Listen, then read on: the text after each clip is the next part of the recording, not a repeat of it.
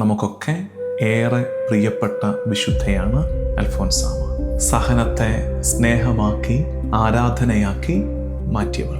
ഇത് കേൾക്കുന്ന നിങ്ങൾ ഓർക്കരുത്, എനിക്ക് മാത്രമേ സഹനമുള്ളൂ, അങ്ങനെ ആർക്കും പറയാൻ പറ്റില്ല. സഹനങ്ങളിലൂടെ കടന്നു പോകുമ്പോൾ നമ്മളിൽ സംഭവിക്കുന്ന ഒരു 3 അപകടങ്ങൾ നമ്മുടെ ഡേ ടു ഡേ ലൈഫിനെ വല്ലാണ്ട് ബാധിക്കുന്ന ഒരു ടോപ്പിക്കാണിത്. എപ്പോഴെങ്കിലുമൊക്കെ ജീവിതത്തിൽ ചോദിച്ചൊരു ചോദ്യമുണ്ട്, ദൈവമുണ്ടോയെന്നല്ല, ദൈവമുണ്ടായിട്ടും പിന്നെയും എന്താ ഈ സഹനങ്ങൾ? നീ കടന്നു പോകുന്ന ഏത് സഹനത്തിലും ആ സഹനാനുഭവത്തിലൂടെ കർത്താവ് മുമ്പേ കടന്നുപോയി അതിൻ്റെ അങ്ങേ അറ്റത്ത് പോയി നിൽക്കുകയാണ്. എല്ലാവർക്കും വേണ്ടി ഞാനങ്ങ് നീറുകയാണല്ലോ, ഞാനാണല്ലോ മുറിവേറ്റുകൊണ്ടേയിരിക്കുന്നത് എന്ന് പറഞ്ഞങ്ങ് വിക്ടിമൈസ് ചെയ്യും. അത്തരം ഒരു ശൈലിയാണോ സഹനത്തിൽ നീ സ്വീകരിച്ചിരിക്കുന്നത് എന്ന് ചിന്തിക്കണേ. ഈ തോൽവിയിലൂടെ, ഈ രോഗത്തിലൂടെ, ഈ സാമ്പത്തിക ബുദ്ധിമുട്ടിലൂടെ, ഈ ഒറ്റപ്പെടുത്തലിലൂടെ നീ എന്താ കർത്താവേ എന്നെ പഠിപ്പിക്കാൻ ശ്രമിക്കുന്നത്? നയാ തുട്ടെടുക്കാനില്ലാതെ സാമ്പത്തിക ഞെരുക്കത്തിൻ്റെ ആഴത്തിലേക്ക് വീണുപോയ നിനക്കല്ലേ മുമ്പിൽ വന്ന് കൈനീട്ടുന്ന ഒരാളുടെ നീറ്റൽ മനസ്സിലാകത്തുള്ളൂ. സഹനപുഷ്പത്തിൻ്റെ തിരുനാൾ ആഘോഷിക്കുമ്പോൾ സഹനത്തെ കുറെ കൂടെ കൃപയോടെ സമീപിക്കാൻ, ദൈവാശ്രയത്വത്തോടെ സമീപിക്കാൻ നമുക്ക് കഴിയട്ടെ.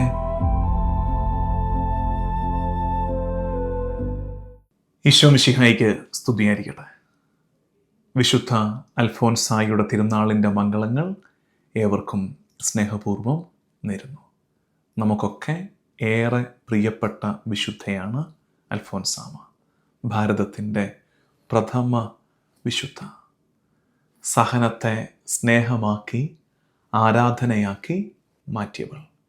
അൽഫോൻസാമയെക്കുറിച്ച് ധ്യാനിക്കുമ്പോഴേ സഹനപുഷ്പം, സഹനത്തെ ആരാധനയാക്കിയവൾ, സഹനമാണ് പ്രധാനപ്പെട്ടൊരു ഫോക്കസായിട്ട് വരുന്നത്. പക്ഷേ ആ ശ്രമങ്ങൾ സഹനത്തെ ഗ്ലോറിഫൈ ചെയ്യുന്നതിൽ അവസാനിക്കരുത്. നമുക്കിന്ന് അൽഫോൻസാമയുടെ ഈ തിരുനാൾ ദിവസം സഫറിങ്ങിനെ, സഹനത്തെ എങ്ങനെയാണ് ക്രിസ്തീയ സഹനമാക്കി അൽഫോൻസാമ മാറ്റിയതെന്ന്. കാരണം ഈ ടോപ്പിക്കിന് വളരെ റെലവൻസ് ഉണ്ട്. സഹനമില്ലാത്ത ആരുമില്ല കേട്ടോ. ഇത് കേൾക്കുന്ന നിങ്ങൾ ഓർക്കരുത്, എനിക്ക് മാത്രമേ സഹനമുള്ളൂ, അങ്ങനെ ആർക്കും പറയാൻ പറ്റില്ല. എല്ലാവർക്കും സഹനമുണ്ട്. The only difference is how they suffer. എങ്ങനെയാണ് സഹിക്കുന്നത് എന്നതിലേ ഉള്ളൂ വ്യത്യാസം. എല്ലാവർക്കും സഹനമുണ്ട്, ഒരു വിധത്തിൽ അല്ലെങ്കിൽ മറ്റൊരു വിധത്തിൽ എല്ലാവരും സഹനങ്ങളിലൂടെയാണ് കടന്നു പോകുന്നത്. അതുകൊണ്ട് ഇന്ന് ജൂലൈ 28 ഈ തിരുനാൾ ദിവസം പരസ്പരം ആശംസകൾ നേർന്ന് പ്രാർത്ഥിക്കുമ്പോൾ സഹനത്തെക്കുറിച്ച് നമുക്കൊരുമിച്ച് മനസ്സിലാക്കുകയും ഇത് മറ്റുള്ളവർക്ക് പങ്കുവയ്ക്കുകയും ചെയ്യണം. പ്രത്യേകിച്ച് സഹനത്തെ ബൈബിൾ അവതരിപ്പിക്കുന്നത് എങ്ങനെയാണ്, ഈശോ എങ്ങനെയാണ് സഹനത്തെ മനസ്സിലാക്കി തരുന്നത്, എങ്ങനെയാണ് സഹനത്തെ ഈശോ സമീപിക്കുന്നത്. സഹിക്കുമ്പോൾ നമുക്ക് പറ്റുന്ന ഒരു 3 അപകടങ്ങൾ, സഹനങ്ങളിലൂടെ കടന്നു പോകുമ്പോൾ നമ്മളിൽ സംഭവിക്കുന്ന ഒരു 3 അപകടങ്ങൾ, അത് പ്രത്യേകം മനസ്സിലാക്കണം. അതിലേതെങ്കിലും ഒന്ന് നമ്മളിലുണ്ടോ എന്ന്. അതുകൂടാതെ ക്രിസ്തീയ സഹനത്തിൻ്റെ, ക്രിസ്ത്യൻ സഫറിങ്ങിൻ്റെ, അതായത് സഹനത്തെ ക്രിസ്തീയമായി സമീപിക്കുമ്പോൾ നമ്മൾ എടുക്കേണ്ട ഒരു 5 ശൈലികൾ, ഇത്രയും കാര്യങ്ങളാണ്. അതായത് ഇതൊരു വലിയ ഒരു അക്കാഡമിക് തീസിസ് അല്ല, മറിച്ച് ഈ തിരുനാൾ ദിവസം ഇത് ധ്യാനിക്കാൻ ഏറ്റവും നല്ലത് അൽഫോൻസാമയുടെ തിരുനാൾ ദിവസമല്ലേ. അപ്പോൾ അൽഫോൻസാമയുടെ ജീവിതത്തെക്കുറിച്ച് നമ്മൾ പല ആവർത്തി കേട്ടിട്ടുണ്ട്. ഫീഡ് മൈ ഷീപ്പിൽ തന്നെ നിങ്ങൾക്കറിയാം, അൽഫോൻസാമയുടെ കോവിഡ് കാലത്ത്, ഞാൻ വടവാതൂർ പള്ളിയിൽ വികാരിയായിരിക്കുന്ന കാലത്ത് ഫീഡ് മൈ ഷീപ്പ് തുടങ്ങിയ കാലത്ത് അൽഫോൻസാമയുടെ തിരുനാളിനനുബന്ധിച്ച് കുടമാളൂരിലൂടെയും ഭരണങ്ങാനത്തിലൂടെയും ഒക്കെ നടത്തിയൊരു യാത്രയുടെ വീഡിയോ ഉണ്ട്. അത് ഫീഡ് മൈ ഷീപ്പ് നമ്പറിലേക്ക് നിങ്ങൾ ആരെങ്കിലും മെസ്സേജ് ഇട്ടാൽ നിങ്ങൾക്കത് അയച്ചു തരുന്നതായിരിക്കും. ഇനി നിങ്ങൾക്കായിട്ട് യൂട്യൂബിൽ കണ്ടെത്താൻ ബുദ്ധിമുട്ടുണ്ടെങ്കിൽ. അപ്പോൾ അൽഫോൻസാമ നമുക്ക് വളരെ പരിചിതയാണ്, നമുക്ക് ലൈഫൊക്കെ അറിയാം. പക്ഷേ ഈ സഹനം നമ്മുടെ ഡേ ടു ഡേ ലൈഫിനെ വല്ലാണ്ട് ബാധിക്കുന്ന ഒരു ടോപ്പിക്കാണിത്. ആ ഗൗരവത്തോടെ, സമാധാനത്തോടെ, പ്രാർത്ഥനയോടെ ഇരുന്ന് കേൾക്കുക. പ്രിയപ്പെട്ടവർക്ക്, ഇനി നിങ്ങൾക്ക് ആർക്കാണോ അയച്ചു കൊടുക്കാൻ കർത്താവ് പ്രചോദിപ്പിക്കുന്ന അവർക്കൊക്കെ ഇത് അയച്ചു കൊടുത്തിട്ട് സമാധാനത്തോടെ ഈ തിരുനാൾ ദിവസം ഇതിരുന്ന് കാണണേ എന്ന് ഓർമ്മിപ്പിക്കുകയും ചെയ്യുക. ദൈവമുണ്ടോ എന്നതിലല്ല പലരുടെയും ഏറ്റവും വലിയ സംശയവും ചോദ്യവും. ദൈവമുണ്ടോ എന്നതിലല്ല പലരും സംശയിക്കുന്നത്. പ്രത്യേകിച്ച് ഈ ന്യൂട്രൽ ബിലീവേഴ്സ് ഉണ്ട്. ഇങ്ങനെ അങ്ങനെ പ്രത്യേകിച്ച് അങ്ങോട്ടും അല്ല ഇങ്ങോട്ടും അല്ല എന്നൊക്കെ പറഞ്ഞ് നിൽക്കുന്നവരില്ലേ, അവരുടെ മെയിൻ കൺസേൺ ദൈവമുണ്ടോ എന്നുള്ളതല്ല. കാരണം വാസ്റ്റ് മജോറിറ്റിക്കും അറിയാം ദൈവമുണ്ട്, ദൈവമുണ്ട്, അതിൽ സംശയമില്ല. പക്ഷേ പിന്നെ ഒരു തേങ്ങൽ തരുന്ന എപ്പോഴാണെന്നറിയാമോ? ദൈവത്തിൻ്റെ അസ്തിത്വത്തെ തന്നെ, ദൈവത്തിൻ്റെ ആ റിയാലിറ്റിയെ തന്നെ സംശയിച്ചു പോകുന്നത് മറ്റൊരു ചോദ്യത്തിലാണ്. അതാണ് പൊള്ളുന്ന ചോദ്യം. നമ്മളൊക്കെ എപ്പോഴെങ്കിലുമൊക്കെ ചോദിച്ചു പോയിട്ടുള്ളതാണ്, നമ്മളിതെല്ലാവരുമൊക്കെ. അല്ലെങ്കിൽ അത്ര വലിയ ഭയങ്കര ദൈവാനുഭവം കിട്ടിയവർ, അത്രയും വിശ്വാസമുള്ളവരായിരിക്കും ചോദിക്കാത്തത്. ബാക്കി എല്ലാവരും സാധാരണ മനുഷ്യരൊക്കെ എപ്പോഴെങ്കിലുമൊക്കെ ജീവിതത്തിൽ ചോദിച്ചൊരു ചോദ്യമുണ്ട്, ദൈവമുണ്ടോ എന്നല്ല, ദൈവമുണ്ടായിട്ടും പിന്നെയും എന്തേ ഈ സഹനങ്ങൾ? If God is there then why these sufferings? ദൈവമുണ്ടെങ്കിൽ പിന്നെ എന്താണ് ഈ സഹനങ്ങൾ? എപ്പോഴും നമ്മുടെ സംശയമാണ്. ബൈബിൾ, പ്രത്യേകിച്ച് പഴയ നിയമം, ഈ സഹനത്തിൻ്റെ ഉത്തരം നൽകുന്നത് 3 ഇടങ്ങളിലായിട്ടാണ്. അത് ബൈബിളിൻ്റെ വളർച്ചയാണ്. ബൈബിളിൻ്റെ പഴയ നിയമത്തിൻ്റെ 3 ഭാഗങ്ങളിലായിട്ട് സഹനത്തെക്കുറിച്ച് 3 ഉത്തരങ്ങൾ നമുക്ക് കാണാൻ പറ്റും. ഫസ്റ്റ് സ്റ്റേജ് അത് ക്രിയേഷൻ നറേറ്റീവിലാണ്. സൃഷ്ടിയുടെ വിവരണത്തിൽ നമുക്ക് കാണാൻ പറ്റും സഹനം ആദ്യമൊന്നും ഇല്ല. നിങ്ങൾ ഓർത്തേക്കരുത്, ദൈവമാണ് സഹനം നമുക്ക് സമ്മാനിക്കുന്നത്. ആദ്യത്തെ സഹനം ദൈവം തന്നാണല്ല. സൃഷ്ടിയിൽ സഹനമില്ല. പറുദീസായുടെ അനുഭവത്തിൽ ദൈവം മനുഷ്യരോടൊപ്പം നടക്കുന്ന ആദത്തിൻ്റെ ഹവ്വയുടെയും കൂടെ നടക്കുന്ന അനുഭവത്തിൽ സഹനമില്ല. അവിടെ എല്ലാം നല്ലതായിരിക്കുന്നു എന്നല്ലേ സൃഷ്ടികർമ്മത്തെക്കുറിച്ചുള്ള ഫൈനൽ കമൻറ്റ്. ഓരോന്നിനെയും നോക്കി പറഞ്ഞത് എല്ലാം നന്നായിരിക്കുന്നു എന്നല്ലേ. പിന്നെ എങ്ങനെയാണ് സഹനം വന്നത്? സഹനം വന്നത് പാപത്തിലൂടെയാണ്. പാപത്തിലൂടെയാണ് സഹനം പ്രവേശിക്കുന്നത്.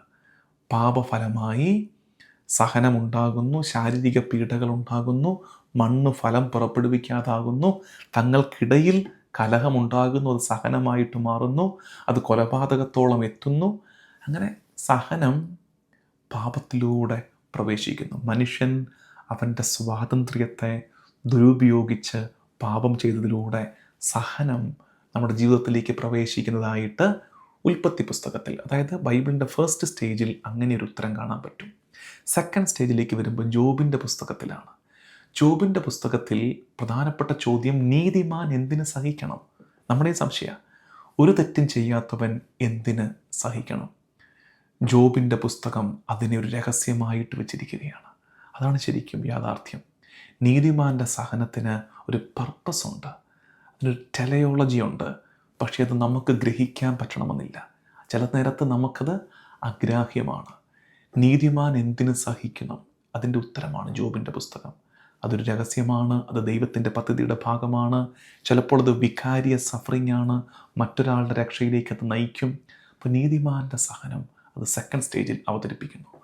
മൂന്നാമത്തെ സ്റ്റേജിൽ പ്രവാചക ഗ്രന്ഥങ്ങളിലേക്ക് എത്തുമ്പോൾ, പ്രോഫറ്റിക് ബുക്സിലേക്ക് എത്തുമ്പോൾ, നമ്മൾ ഏശയ്യ തൊട്ടിങ്ങോട്ട് പ്രോഫറ്റിക് ബുക്സിൽ നമ്മൾ സഹനത്തെ മനസ്സിലാക്കുന്ന ഒരു ആശയം സഫറിങ് ഇസ് പ്യൂരിഫിക്കേഷൻ എന്നാണ്.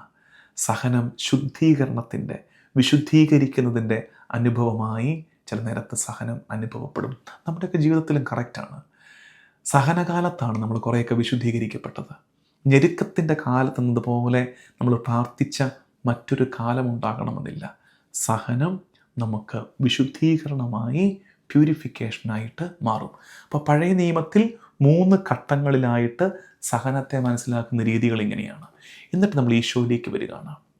എങ്ങനെയാണ് മിശിഹാ തമ്പുരാൻ സഹനത്തെ നമുക്ക് മനസ്സിലാക്കി തരുന്നത്? പ്രത്യേകിച്ച് നമ്മുടെ സഹനത്തോട് ബന്ധപ്പെടുത്തി നമ്മൾ മാർഗം സീരീസ് ധ്യാനിച്ചവർക്കറിയാം. അതിൽ നമ്മൾ ധ്യാനിച്ചൊരു പ്രധാനപ്പെട്ട വിഷയമുണ്ട്. അതിങ്ങനെയാണ്, ഇനി ഒരാളും നഷ്ടപ്പെടാതിരിക്കാൻ ഈശോ തമ്പുരാൻ അങ്ങേയറ്റത്ത് പോയി നിന്നതാണ് കുരിശുമരണം. ദൈവത്തിൽ നിന്ന് ഒരാളും അകന്നു പോകാതിരിക്കാൻ ഏറ്റവും ദൂരേക്ക് പോയി കർത്താവ് ഇങ്ങനെ കൈ വിരിച്ചു പിടിച്ച് ചിറകെട്ടിയതുപോലെ, ഇവിടുന്ന് ഇനി ആരും ചോർന്നു പോകരുത്, ചിറകെട്ടിയതുപോലെ നിന്ന നിൽപ്പാണിത്. ഞങ്ങൾ കുട്ടനാട്ടുകാരുടെ ഭാഷയാണ് ഈ ചിറകെട്ടി പിടിക്കുക എന്നൊക്കെ ഉള്ളത്. അപ്പം ചിറകെട്ടി എല്ലാവരെയും ഇങ്ങനെ പ്രൊട്ടക്റ്റ് ചെയ്ത് നിന്ന നിമിഷമാണ് കുരിശുമരണം. സഹനത്തെയും ഇതുപോലെ തന്നെ മനസ്സിലാക്കാം. ഇനി ഒരാളും ഒറ്റയ്ക്ക് സഹിക്കാതിരിക്കാൻ കർത്താവ് സഹനത്തിൻ്റെ പാരമ്യത്തിൽ ഒറ്റയ്ക്ക് നിന്നു കുരിശിൽ. ഇനി ഒരാൾ ഒറ്റയ്ക്ക് സഹിക്കരുത്. നീ കടന്നു പോകുന്ന ഏത് സഹനത്തിലും ആ സഹനാനുഭവത്തിലൂടെ കർത്താവ് മുമ്പേ കടന്നുപോയി അതിൻ്റെ അങ്ങേ അറ്റത്ത് പോയി നിൽക്കുകയാണ്. അങ്ങനെയാണ് ഈശോ സഹനത്തെ പുൽകിയത്. നമ്മൾ സാധാരണ അനുഭവിക്കുന്ന സഹനങ്ങളുടെ ലിസ്റ്റ് എടുത്ത് നോക്കിക്കേ. ഒത്തിരി പേരുടെ സഹനം ശാരീരിക പീഡകളാണ്. ശാരീരിക പീഡകൾ. ഈശോ ആ പീഡകളെ ദേഹത്തിൽ ഏറ്റെടുത്തതല്ലേ. കുറേ പേരുടെ സഹനം കൂട്ടത്തിൽ ഒരാൾ ഒറ്റിയതാണ്. കൂടെ കൊണ്ട് നടന്നൊരുത്തൻ പുറകിൽ നിന്ന് കുത്തിയതാണ്, കുതുകാല് വെട്ടിയതാണ്. അത് ഹൃദയവ്യഥയാണ് ആ സഹനം. ആ സഹനത്തിലൂടെ ഈശോ കടന്നുപോയില്ലേ. പ്രിയപ്പെട്ട ഒരാൾ, ചിലപ്പോൾ മാതാപിതാക്കൾ, ചിലപ്പോൾ ജീവിത പങ്കാളി തന്നെ തള്ളിപ്പറഞ്ഞതാകാം നമ്മുടെ വലിയ സഹനം. അതിലൂടെ ഈശോ കടന്നുപോയില്ലേ. പത്രോസ് അവനെ തള്ളിപ്പറഞ്ഞില്ലേ. അപമാനിക്കപ്പെടുന്നത് നമ്മുടെ വലിയ സഹനമാണ്. അവൻ്റെ മുഖത്തവർ കാർക്കിച്ച് തുപ്പിയില്ലേ. നഗ്നനായി അവൻ നിർത്തപ്പെട്ടില്ലേ. പരിഹാസം വലിയ സഹനമാണ്. അവനെ നിന്ദിച്ചില്ലേ, പരിഹസിച്ചില്ലേ. എല്ലാ സഹനാനുഭവങ്ങളിലൂടെയും കടന്നു പോയിട്ട് അവൻ പറയുകയാണ്, നീ കടന്നു പോകുന്ന സഹനത്തിൽ അതിൻ്റെ അപ്പുറത്ത് നിന്നോട് ചേർന്ന് ഞാൻ നിൽപ്പുണ്ട്, നിന്നെ പൊതിഞ്ഞ് ഞാൻ നിൽപ്പുണ്ട്. കർത്താവിൻ്റെ സാന്നിധ്യം സഹനത്തിൽ അനുഭവിക്കാൻ ഈശോ നമ്മളോട് ആവശ്യപ്പെടുന്നു. അപ്പോൾ പഴയ നിയമത്തിലൂടെ വന്ന് ഈശോയുടെ സഹനത്തിൻ്റെ ആഴത്തെ നമ്മൾ മനസ്സിലാക്കാൻ ശ്രമിക്കുകയായിരുന്നു. ഒത്തിരി പറയാനുണ്ട്. മാർഗം സീരീസ് കൂടിയവർക്കറിയാം, മാർഗം പുസ്തകം വാങ്ങിച്ചവർക്ക്, വായിക്കുന്നവർക്കറിയാം അത് നമ്മൾ എത്ര ഡെപ്തിലാണ് നമ്മളത് കൈകാര്യം ചെയ്തത്. വായിക്കും തോറും നിങ്ങൾക്കതിൻ്റെ ആഴം മനസ്സിലായി കിട്ടുമെന്നുള്ളത്. ഇനിയും അതിലേക്ക് ഞാൻ വീണ്ടും പോകുന്നില്ല. പക്ഷേ ഞാൻ ആദ്യം സൂചിപ്പിച്ചതുപോലെ സഹനമുഖങ്ങളിൽ നമ്മൾ ചെയ്യുന്നൊരു 3 തെറ്റുകൾ, സഹനാനുഭവങ്ങളിൽ നമ്മൾ വീഴുന്ന ഒരു 3 അപകടങ്ങൾ എന്ന് വെച്ചാൽ, ഒരു സഹനം ജീവിതത്തിലുണ്ട്, ഒരു ഞെരുക്കം ജീവിതത്തിലുണ്ട്. ആ നിമിഷം നമ്മൾ ചിലപ്പോൾ ഈ 3 അബദ്ധങ്ങൾ കാണിക്കും. ചിലപ്പോൾ ഇതിലേതെങ്കിലും ഒന്ന് കാണിക്കും. അത് അബദ്ധമാണെന്ന് മനസ്സിലാക്കണം. ഒന്നാമത്തെ മെൻറ്റാലിറ്റി, ഇത് 3 ടൈപ്പ് ഓഫ് മെൻറ്റാലിറ്റീസ് ആണ്, നമ്മുടെ മാനസിക ഭാവങ്ങളാണ്. ഒന്നാമത്തത് വിക്ടിം മെൻറ്റാലിറ്റി. വിക്ടിം മെൻറ്റാലിറ്റി അതായത് ഇങ്ങനെ സ്വയം ബലിയാടായി വിക്ടിമായിട്ട് ഇങ്ങനെ അവതരിപ്പിച്ചുകൊണ്ടിരിക്കും. അല്ലെങ്കിലും ഈ വീട്ടിൽ ഞാനേ ഉള്ളല്ലോ എല്ലാം അനുഭവിക്കാൻ, എല്ലാവർക്കും വേണ്ടി ഞാനങ്ങ് നീറുകയാണല്ലോ, ഞാനാണല്ലോ മുറിവേറ്റുകൊണ്ടേയിരിക്കുന്നത് എന്ന് പറഞ്ഞങ്ങ് വിക്ടിമൈസ് ചെയ്യും. അത്തരം ഒരു ശൈലിയാണോ സഹനത്തിൽ നീ സ്വീകരിച്ചിരിക്കുന്നത് എന്ന് ചിന്തിക്കണേ. അങ്ങനെ വരുമ്പോൾ അപകടം എന്നറിയാമോ? അങ്ങനെ സഹനത്തെ നീ സ്വീകരിച്ചാൽ, വിക്ടിമൈസ് ചെയ്യുന്നൊരു ശൈലി നീ സ്വീകരിച്ചാലുള്ള കുഴപ്പം, യുവർ സഫറിങ് ഇസ് മൾട്ടിപ്ലൈയിങ്. ഇപ്പം നിനക്കൊരു പ്രശ്നമേ ഉള്ളൂ. ശരിക്കും പറഞ്ഞാൽ ചിന്തിച്ച് നോക്കിക്കേ, ഇപ്പം നിൻ്റെ ജീവിതത്തിൽ ഒരു സഹനമുണ്ട്, ശരിയാണ്. ഈ സഹനത്തിൽ നീ പറഞ്ഞു വിക്ടിമൈസ് ചെയ്ത് 10 സഹനമാക്കരുത്. ഇനി ഈ 10ഉം പരിഹരിച്ചെടുക്കണ്ടേ, ഇത് മാറി വരണ്ടേ. Why are you adding to your stress? എന്തിനാണ് ഇതിനെ ഇങ്ങനെ വലിയ പീഡയാക്കി മാറ്റുന്നത്? അതുകൊണ്ട് ഈ വിക്ടിം മെൻറ്റാലിറ്റി ഉണ്ടോ എന്ന് പരിശോധിക്കണം. വല്ലാണ്ടങ്ങ് ഞാനങ്ങ് താന്ന് തകരുകയാണെന്നൊക്കെ പറഞ്ഞ് സ്വയം മുറിവേൽപ്പിക്കുന്നത് പോലെയുള്ള ഒരു അനുഭവം ഉണ്ടോ, ഒരു ശൈലി ഉണ്ടോ എന്ന് ആത്മശോധന ചെയ്യണം. അത് ശരിയല്ല. രണ്ടാമത്തെ ഒരു മെൻറ്റാലിറ്റി എസ്കേപ്പ് മെൻറ്റാലിറ്റിയാണ്. ഒന്ന് വിക്ടിം മെൻറ്റാലിറ്റി, രണ്ടാമത്തത് എസ്കേപ്പ് മെൻറ്റാലിറ്റി. അതെങ്ങനെയെന്നറിയാമോ? ഒരു സഹനമുണ്ട് ഇൻ റിയാലിറ്റിയിൽ നമ്മുടെ ജീവിതത്തിൽ ഒരു സഹനമുണ്ട്. പക്ഷേ ഈ സഹനത്തെ അഭിമുഖീകരിക്കാൻ തൻ്റെ ഇടയില്ല. ആ സഹനത്തെ അഡ്രസ്സ് ചെയ്യാൻ പറ്റുന്നില്ല. അതുകൊണ്ട് എന്ത് ചെയ്യും? ഒളിച്ചോടും എന്ന് വെച്ചാൽ കെട്ടും പാണ്ടും എടുത്ത് വീട്ടിൽ നിന്ന് ഇറങ്ങി പോകുക എന്നുള്ളതല്ല, പോയിട്ട് കാര്യമില്ലല്ലോ. അതിനെ നമ്മളിങ്ങനെ റീറൂട്ട് ചെയ്യും, വേറെ ഏതൊക്കെ തലയിൽ കയറ്റും. ഇപ്പോൾ ചിലർ കണ്ടിട്ടുണ്ടോ, സഹനം കൂടുമ്പോൾ ഭക്ഷണം കഴിപ്പ് കൂടും, അല്ല ചിലപ്പോൾ ഇങ്ങനെ ഷോപ്പിങ്, ഒരു പ്രശ്നമുണ്ടേ ആ പ്രശ്നത്തെ അഡ്രസ്സ് ചെയ്യാൻ പറ്റാത്തതുകൊണ്ട് ഡൈവേർട്ട് ചെയ്യുകയാണ്, നമ്മളെ തന്നെ ഇങ്ങനെ റൂട്ട് മാറ്റി വിടുകയാണ്. മദ്യപാനം, ചിലർ മദ്യപാനം പോലും പറയുന്നത് എന്താ, വേദന സഹിക്കാൻ വയ്യാതെ കുടിച്ചതാണ് എന്നല്ലേ പറയുന്നത്. ഇതിൻ്റെ പ്രത്യേകത എന്നറിയാമോ? ഈ എസ്കേപ്പ് മെൻറ്റാലിറ്റിയുടെ പ്രശ്നം ഇങ്ങനെ നോക്കിക്കേ. ഇവിടെ ഒരു സഹനമുണ്ട്, ഈ സഹനത്തെ അഡ്രസ്സ് ചെയ്യാൻ മടിച്ച് ഭയന്ന് നീ ഇതിൽ നിന്ന് എസ്കേപ്പ് ചെയ്യാണ്, ഒളിച്ചോടുകയാണ്, അങ്ങോട്ട് മാറിപ്പോവാണ്. എന്നിട്ടോ എന്നും അവിടെ പോയി നിൽക്കാൻ പറ്റുമോ? ഇല്ല. ഇപ്പോൾ എന്നും ഇങ്ങനെ കുടിച്ച് ബോധമില്ലാതെ നിൽക്കാൻ പറ്റുമോ? ഇല്ല. അത് കഴിഞ്ഞ് സുബോധത്തിലേക്ക് നീ തിരിച്ചു വരുമല്ലോ. സുബോധത്തിലേക്ക് തിരിച്ചു വരുമ്പോൾ എന്താ അവിടെ? സഹനം കാത്തിരിപ്പുണ്ട്. Suffering is waiting for you. നീ ഒളിച്ചോടി എന്ന് വിചാരിച്ചിട്ട് സഹനം മാറിപ്പോകുന്നില്ല. Suffering is waiting there. അതുകൊണ്ട് ഞെരുക്കത്തെ ഫേസ് ചെയ്യുക, ആ സഹനത്തെ അഡ്രസ്സ് ചെയ്യുക, അതിനെ അഭിമുഖീകരിക്കുക. എസ്കേപ്പ് മെൻറ്റാലിറ്റി ഒരു സൊല്യൂഷനല്ല. അപ്പോൾ ഒന്നാമത്തത് വിക്ടിം മെൻറ്റാലിറ്റി, രണ്ടാമത്തത് എസ്കേപ്പ് മെൻറ്റാലിറ്റി. മൂന്നാമത്തെ ഒരു ശൈലി സ്റ്റോയിക് മെൻറ്റാലിറ്റിയാണ്. സ്റ്റോയിക് മെൻറ്റാലിറ്റി എന്ന് വെച്ചാൽ അത് ചിലർക്കൊക്കെ ഉണ്ട് നമുക്കിടയിൽ. സഹനമാണ്, ഒരു ബുദ്ധിമുട്ടാണ്, ഉള്ളിലൊരു പിടച്ചിലുണ്ട്, ഒരു നീറ്റലുണ്ട്, പക്ഷെ ജന്മം ചെയ്ത അത് സമ്മതിക്കുകയില്ല. നമ്മൾ പറയും എനിക്കൊരു കുഴപ്പമില്ല, ആന കുത്താൻ വന്നാലും ഞാനിങ്ങനെ നിൽക്കും, ഞാൻ കുലുങ്ങുകയില്ല, എനിക്കാരുടെ സഹായം വേണ്ട, ഇതിനൊന്നും എന്നെ തകർക്കാൻ പറ്റുകയില്ല, ഇതിനപ്പുറത്ത് കണ്ടതാണ് ഞാൻ എന്ന് പറഞ്ഞ് ഇങ്ങനെ ബലം പിടിച്ചു നിൽക്കും. ശരിക്കും അത് ജെന്യുവിൻ ആണെങ്കിൽ ഫൈൻ. പക്ഷെ ഒരു മാസ്കിങ് ആണെങ്കിലോ, ഒരു മൂഡ് പടം തീർത്തിട്ട് ഒരു സ്യൂഡോ സ്ട്രെങ്ത് ആണെങ്കിലോ അങ്ങനൊന്നും ഇല്ല. പക്ഷെ ഇങ്ങനെ ബലം പിടിച്ച് സ്റ്റോയിക് മെൻറ്റാലിറ്റി ബലം പിടിച്ച് നിൽക്കണം. എന്ത് പറ്റുന്നറിയാമോ? ഒരു ദിവസം ഇതെല്ലാം കൂടെ പൊട്ടിത്തകരും. നമ്മളിരുന്ന് കരഞ്ഞ് നിലവിളിക്കും. അപ്പം എല്ലാവരും അത്ഭുതപ്പെടും, ദൈവമേ ഇന്നലെ വരെ നേരെ നിന്ന ചേട്ടനാണോ ഈ കിടന്ന് കരയുന്നത്? അതുകൊണ്ട് നമുക്ക് ബലമില്ല, അങ്ങ് സമ്മതിക്കുക, കർത്താവിലേക്ക് അങ്ങ് കൊടുക്കുക.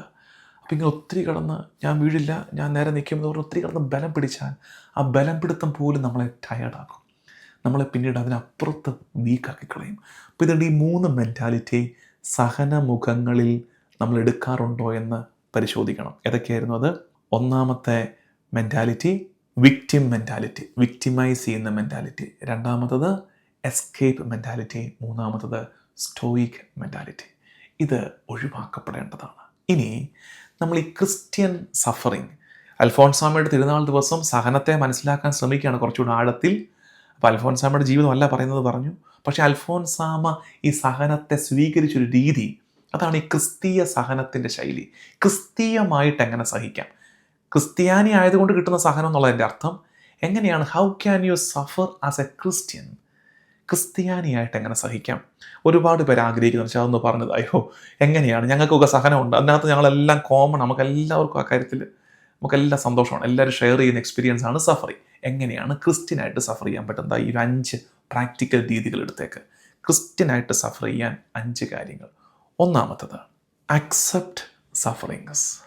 ഒന്നാമത്തത് ഈ സഹനത്തെ അംഗീകരിക്കുക. അതൊന്ന് അംഗീകരിക്കുക. എനിക്കിപ്പോൾ ഒരു രോഗമുണ്ട്, അക്സെപ്റ്റ് ഇറ്റ്. ഞാൻ ഈ പരീക്ഷയ്ക്ക് ഇപ്പോൾ ഒന്ന് തോറ്റു, അക്സെപ്റ്റ് ഇറ്റ്. ഞാനൊരു ജോലിക്ക് അപ്ലൈ ചെയ്തു, എനിക്കത് കിട്ടിയിട്ടില്ല, അക്സെപ്റ്റ് ഇറ്റ്. എൻ്റെ പ്രിയപ്പെട്ട ഒരാൾ എന്നെക്കുറിച്ച് മോശമായിട്ട് പറഞ്ഞു, വലിയ മുറിവായി, അത് അക്സെപ്റ്റ് ഇറ്റ്.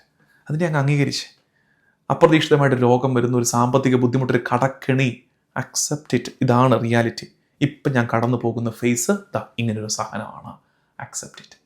വൈ എന്നല്ല ചോദിക്കേണ്ടത്. ഉടനെ ചോദിക്കുന്നത് എന്തുകൊണ്ട് കർത്താവേ, എന്തിനാണ് ഈ സഹനം, വൈ ദിസ് സഹനം? അങ്ങനല്ല ചോദിക്കേണ്ടത്. ചോദിക്കേണ്ട മറ്റൊരു ചോദ്യമുണ്ട്, O Lord what are you trying to teach me? ശ്രദ്ധിച്ച്, ഒരു സഹനം ഉണ്ടാകുമ്പോൾ, ഒരു ഞെരുക്കം ഉണ്ടാകുമ്പോൾ, ഒരു പരാജയം, ഒരു കണ്ണീരനുഭവം, ഉടനെ മേളിലോട്ട് നോക്കിയിട്ട് വൈ, എന്തുകൊണ്ട് കർത്താവേ എന്നല്ല ചോദിക്കേണ്ടത്. തിരിച്ച് ചോദിക്കണം. നല്ല ചോദ്യമാണ്, O Lord what are you trying to teach me? What are you trying to teach me? ഈ തോൽവിയിലൂടെ, ഈ രോഗത്തിലൂടെ, ഈ സാമ്പത്തിക ബുദ്ധിമുട്ടിലൂടെ, ഈ ഒറ്റപ്പെടുത്തലിലൂടെ നീ എന്താ കർത്താവേ എന്നെ പഠിപ്പിക്കാൻ ശ്രമിക്കുന്നത്? I am sure that you are trying to teach me something new. അതിന് തുറവിയോടെ ഇരിക്കണം. അതിനാദ്യം വേണ്ടത് അക്സെപ്റ്റ് ഇറ്റ്. അതിനെ, സഹനത്തെ അംഗീകരിക്കണം. രണ്ടാമത്തത് ഈ സഹനത്തെ യുണൈറ്റ് ചെയ്യണം. Unite it to the holy altar. പരിശുദ്ധ ബലിപീഠത്തിലേക്ക് ഇതിനെ ചേർത്ത് വയ്ക്കണം. കാരണം പരിശുദ്ധ കുർബാന തന്നെ ബ്രോക്കൺ എക്സ്പീരിയൻസ് അല്ലേ? സഹനമല്ലേ അത്? ചിന്തപ്പെടുന്ന എക്സ്പീരിയൻസ് അല്ലേ? അതിങ്ങനെ ഒരു മുറിവ് ഏൽക്കാതെ ഇങ്ങനെ ഇരിക്കുന്ന ഒരു അനുഭവമല്ലല്ലോ. ഒരപ്പമെടുത്ത് മുറിയപ്പെടുകയല്ലേ, കാസയിൽ ചിന്തപ്പെടുകയല്ലേ, രക്തം ചതറിക്കപ്പെടുകയല്ലേ. അപ്പോൾ എന്ത് ചെയ്യേണ്ടത്? ആ ചതറിക്കപ്പെട്ട അപ്പത്തോട്, ചിന്തപ്പെട്ട അവൻ്റെ രക്തത്തോട് നമ്മൾ എന്ത് ചെയ്യണം? നമ്മുടെ ഈ ചതറപ്പെടുന്ന അനുഭവത്തെ ചേർത്ത് വയ്ക്കണം. ഓൾട്ടറിലേക്ക് നിങ്ങളുടെ എല്ലാ സഹനങ്ങളെയും ആത്യന്തികമായി കാഴ്ചവെക്കേണ്ടത് പരിശുദ്ധ ബലിപീഠത്തിങ്കിലേക്കാണ്, പരിശുദ്ധ മദ്ബഹായിലേക്കാണ്. കാരണം അവിടെ സമർപ്പിക്കപ്പെടുന്നവയുടെ മേൽ പരിശുദ്ധാത്മാവ് ഇറങ്ങി വരും. കർത്താവേ നിൻ്റെ പരിശുദ്ധാത്മാവ് എഴുന്നള്ളി വരട്ടെ. അപ്പോൾ ഈ സഹനം മാറും. സഹനം മാറുന്ന വെച്ചാൽ സഹനം മാറിപ്പോകുന്നതല്ല, സഹിക്കുന്ന നീ ട്രാൻസ്ഫോം ചെയ്യപ്പെടും. നിന്നിൽ തന്നെ രൂപാന്തരീകരണം നടക്കും. അപ്പവും മീഞ്ഞും ശരീരരക്തങ്ങളായി മാറുന്നൊരു അനുഭവം നിൻ്റെ ജീവിതത്തിലും ഉണ്ടാകും. ഒരു മാറ്റം വരും. നീ ജീവിതം കൊണ്ട് കുർബാന അർപ്പിക്കും. അപ്പോൾ ഒന്നാമത്തത് accept your suffering. Second one, unite it to the holy Qurbana. Unite it to the holy altar. ബലിപീഠത്തിങ്കിലേക്ക് അതിനെ സമർപ്പിക്കണം. മൂന്നാമത്തത്, offer the suffering in your prayers. സഹനത്തെയൊക്കെ പ്രാർത്ഥനയായി ഉയർത്തിക്കൊണ്ടിരിക്കണം. നമുക്ക് പണ്ട് കന്യാസ്ത്രീ അമ്മമാരൊക്കെ പഠിപ്പിച്ചു തരത്തില്ലായിരുന്നു കൊച്ചു ത്രേസ്യയുടെയൊക്കെ ശൈലി. നമ്മളിങ്ങനെ നടക്കുന്ന വഴിക്ക് ഒരു മേശയിൽ കാല് തട്ടി, കസേരയിൽ കാല് തട്ടി, നമുക്ക് വേണമെങ്കിൽ ചീത്ത വിളിച്ച് പ്രാഗി പള്ളു പറഞ്ഞ് ആ കസേരയ്ക്ക് 2 അടിയും കൊടുത്തിട്ട് തൃപ്തി അടയാം. ചിലപ്പോഴൊക്കെ നമ്മൾ അങ്ങനെയാണ് ചെയ്യുന്നത്. പക്ഷേ പണ്ട് അമ്മമാർ, സിസ്റ്റേഴ്സ് പഠിപ്പിച്ചിട്ടുണ്ട്, നല്ലൊരു വേദന ഉണ്ടായി അല്ലേ, അപ്പോൾ എന്ത് ചെയ്യണം? സമർപ്പിക്കണം. കർത്താവേ, ഞാനിപ്പോൾ അനുഭവിക്കുന്ന ഈ വേദന ശുദ്ധീകരണ സ്ഥലത്തുള്ള ആത്മാക്കളുടെ രക്ഷയ്ക്കായി കാഴ്ചവെക്കുന്നു. ഒരു സഹനവും പാഴായി പോകരുതെന്ന്. Offer your suffering in prayer. Offer your sufferings in prayer. അപ്പോൾ ഒന്നാമത്തത് accept, second one unite, the third one offer. അതിനെ കാഴ്ചവെച്ചുകൊണ്ടേയിരിക്കണം. എന്നെ പറ്റിയേ പ്രിയപ്പെട്ട ഒരാൾ തള്ളിപ്പറഞ്ഞോ? കാഴ്ചവെക്ക് ഈശോയ്ക്ക്. ഈശോയെ, ഞാനിത് പ്രാർത്ഥനയിൽ കാഴ്ചവെക്കുന്നു. എൻ്റെ നിയോഗങ്ങളോട് ചേർന്ന് പ്രാർത്ഥിക്കുന്ന ഒട്ടനവധി പേരുടെ പ്രാർത്ഥനകളോട് ചേർത്ത് ഇതിനെ കാഴ്ചവെക്കുന്നു. കാഴ്ചവെച്ചുകൊണ്ടേയിരിക്കണം. നാലാമത്തത് സെർവ്. സഹനത്തെ ശുശ്രൂഷയാക്കി മാറ്റാൻ പറ്റും. നീ കടന്നു പോകുന്ന സഹനത്തെ നിനക്ക് ശുശ്രൂഷയാക്കി മാറ്റാൻ പറ്റും. അതെങ്ങനെയെന്നറിയാമോ? അതായത്, നീ രോഗാവസ്ഥയിലൂടെ പോയ നിനക്കല്ലേ രോഗാവസ്ഥയിലൂടെ പോകുന്ന വേറൊരാളുടെ ഞെരുക്കം മനസ്സിലാകുന്നത്. അപ്പോൾ നിൻ്റെ സഹനം നിന്നിലെ കരുണയെ വർദ്ധിപ്പിക്കും. നിൻ്റെ സഹനം നിന്നിലെ കരുണയെ വർദ്ധിപ്പിക്കും. ജീവിതത്തിൽ എപ്പോഴെങ്കിലുമൊക്കെ നയാത്തുട്ടെടുക്കാനില്ലാതെ സാമ്പത്തിക ഞെരുക്കത്തിൻ്റെ ആഴത്തിലേക്ക് വീണുപോയ നിനക്കല്ലേ മുമ്പിൽ വന്ന് കൈനീട്ടുന്ന ഒരാളുടെ നീറ്റൽ മനസ്സിലാകത്തുള്ളൂ. അപ്പനോ അമ്മയോ നഷ്ടപ്പെട്ടു പോയ നിനക്കല്ലേ അപ്പനും അമ്മയും ഇല്ലാത്ത ഒരാളുടെ അനാഥത്വത്തിൻ്റെ നോവ് മനസ്സിലാകത്തുള്ളൂ. നിന്റെ സഹനം നിന്നിലെ കരുണയെ വർദ്ധിപ്പിക്കും. നിന്നിലെ ശുശ്രൂഷയുടെ മാനത്തെ ശോഭയുള്ളതാക്കി മാറ്റും. ഒടുവിൽ അഞ്ചാമത്തത്, സഹനം പ്രത്യാശയിലേക്ക് വളരും. ക്രിസ്തീയ സഹനത്തിൻ്റെ പ്രത്യേകത അത് പീഠാനുഭവ വെള്ളിയാഴ്ച അവസാനിക്കാനുള്ളതല്ല. അത് ഗുഡ് ഫ്രൈഡേ അല്ല. അത് പാഷൻ ഫ്രൈഡേ അല്ല. മറിച്ച് അത് റിസറക്ഷനാണ്. അത് ഈസ്റ്റർ സൺഡേയിലേക്കാണ്. ക്രിസ്തീയമായി സഹിക്കുന്നവന് എപ്പോഴും അറിയാം. കാരണം നമ്മൾ ഈ ചെയ്ത പാറ്റേണില്ലേ, അക്സെപ്റ്റ് ചെയ്തു സഹനത്തെ, ബലിപീഠത്തിൽ അതിനെ കാഴ്ചവെച്ചു, അതിനെ പ്രാർത്ഥനയായി ഉയർത്തി, അതിനെ കരുണയായി മറ്റുള്ളവരിലേക്ക് പകർന്നു കൊടുത്തു. അത്രയും ചെയ്ത് കഴിയുന്ന ഒരാൾക്ക് കിട്ടുന്ന ഒരു തിരിച്ചറിവാണ് ഹോപ്പ്, പ്രത്യാശ. ഈ സഹനം ഇവിടം കൊണ്ട് തീരാനുള്ളതല്ല, ഇത് വലിയൊരു പദ്ധതിയുടെ വെളിപ്പെടുത്തലാണെന്ന് തിരിച്ചറിയും. പൗലോസ്ലീഹ പഠിപ്പിക്കുന്നില്ലേ, കർത്താവിനോട് ചേർന്ന് സഹിക്കുന്നവൻ കർത്താവിനോട് ചേർന്ന് ഉയർപ്പ് അനുഭവിക്കും. അവനോട് ചേർന്ന് സംസ്കരിക്കപ്പെടുന്നവൻ. അപ്പോൾ ഓരോ സഹനാനുഭവവും കർത്താവിൻ്റെ കല്ലറയിലേക്ക് നിന്നെ ചേർത്ത് വയ്ക്കുകയാണ്. അതാണ് പരിശുദ്ധ ബലിപീഠത്തിങ്കിൽ അർപ്പിക്കപ്പെടുന്നത്. ആ കുർബാനയിലേക്ക് നിന്നെ ചേർത്ത് വയ്ക്കുകയാണ്. ആ അനുഭവം ഉത്ഥാനത്തിലേക്ക് നിന്നെ നയിക്കുക തന്നെ ചെയ്യുമെന്ന് വിശ്വസിക്കണം. ഇന്ന് അൽഫോൻസാമയുടെ തിരുനാൾ ആഘോഷിക്കുമ്പോൾ, സഹനപുഷ്പത്തിൻ്റെ തിരുനാൾ ആഘോഷിക്കുമ്പോൾ, സഹനത്തെ കുറെ കൂടെ കൃപയോടെ സമീപിക്കാൻ, ദൈവാശ്രയത്വത്തോടെ സമീപിക്കാൻ, ഇത്രയും നിലവിളിച്ച് സഹനത്തെ നമ്മളതിൻ്റെ വില കെടുത്തിക്കളയാതിരിക്കാൻ ഞാൻ എപ്പോഴും പറയാറുള്ളൊരു കാര്യമാണ്, കുരിശെടുത്ത് എന്നെ അനുഗമിക്കാൻ പറഞ്ഞവൻ്റെ അനുയായികൾക്ക് ഗോതമ്പ് മണി നിലത്ത് വീണ് അഴിയണം, അഴിഞ്ഞാലേ ഫലം പുറപ്പെടുവിക്കാൻ കഴിയൂ എന്നോർമ്മിപ്പിച്ചവൻ്റെ അനുയായികൾക്ക് കുരിശിനെ ഭയമാണെന്നുള്ളതാണ് ഈ കാലത്തിൻ്റെ വൈരുദ്ധ്യം. പ്രാർത്ഥനകളൊക്കെ കുരിശെടുത്ത് മാറ്റിത്തരണേ കർത്താവേ എന്ന് ആയിത്തീരുമ്പോൾ, സഹനം ഒഴിവാക്കണേ കർത്താവേ എന്ന് മാത്രമായി പ്രാർത്ഥനകൾ ഉയരുമ്പോൾ തോറ്റുപോകുന്നത് കുരിശേറിയവനാണെന്ന് ഓർക്കണേ. സഹനത്തെ ഈ 5 ശൈലിയിൽ accept, unite it to the altar, offer it in your prayers, and serve with mercy, and finally look up with hope. പ്രത്യാശയോടെ നോട്ടം മുകളിലേക്ക്, കർത്താവിലേക്ക് ഉയർന്ന് പ്രസന്നവദനരായി ഈ ഭൂമി ഈ കാലം വെച്ച് നീട്ടുന്ന സഹനങ്ങളെ സ്വീകരിക്കാൻ, കർത്താവിൻ്റെ കുരിശോട് ചേർത്ത് വയ്ക്കാൻ നമുക്ക് കഴിയട്ടെ. ശ്രദ്ധയോടെ ഇത് കേട്ട് മനസ്സിലാക്കിയതിന് നന്ദി പറയുന്നു. ദൈവത്തെ സ്തുതിക്കുന്നു. മറ്റുള്ളവർക്കിത് കുറച്ചധികം പേർക്കിത് പങ്കുവെച്ച് കൊടുക്കണം. ഒട്ടും മടി വിചാരിക്കരുത്. ഈ തിരുനാൾ ദിവസം ഇതിരുന്ന് കാണാൻ പ്രിയപ്പെട്ടവരെ ഓർമ്മിപ്പിക്കണം. നിങ്ങളുടെ കുഞ്ഞുങ്ങൾക്ക് ഇതിലെ ആശയങ്ങൾ ഇരുന്ന് പറഞ്ഞു കൊടുക്കണം. എനിക്ക് വേണ്ടിയും ഫീഡ് മൈ ഷീപ്പ് ടീമിന് വേണ്ടിയും പ്രാർത്ഥിക്കണം. എന്തെങ്കിലും ചോദ്യങ്ങളോ സംശയങ്ങളുള്ളവർ തീർച്ചയായിട്ടും ഫീഡ് മൈ ഷീപ്പ് നമ്പറിൽ അത് അറിയിക്കണം, ചോദ്യം അറിയിക്കണം. തീർച്ചയായിട്ടും നിങ്ങൾക്ക് റെസ്പോൺസ് തരുന്നതായിരിക്കും. കൂടെ വർക്ക് ചെയ്യുന്ന കുട്ടികളെ ഓർക്കണം. മാർഗത്തിൻ്റെ പുസ്തകം അതിങ്ങനെ പോയിക്കൊണ്ടേയിരിക്കുകയാണ്, അയച്ചുകൊണ്ടേയിരിക്കുകയാണ്. കൂടുതൽ ഓർഡേഴ്സ് വരുന്നുണ്ട്. 2ാം പതിപ്പിനെക്കുറിച്ച് നമ്മൾ ആലോചിച്ചുകൊണ്ടിരിക്കുന്നു. ആർക്കെങ്കിലും വേണമെങ്കിൽ ഫീഡ് മൈ ഷീപ്പ് നമ്പറിൽ തന്നെ ബന്ധപ്പെടാനും ഓർക്കണേ. ദൈവനാമത്തിന് മഹത്വം ഉണ്ടാകട്ടെ. ആമേൻ.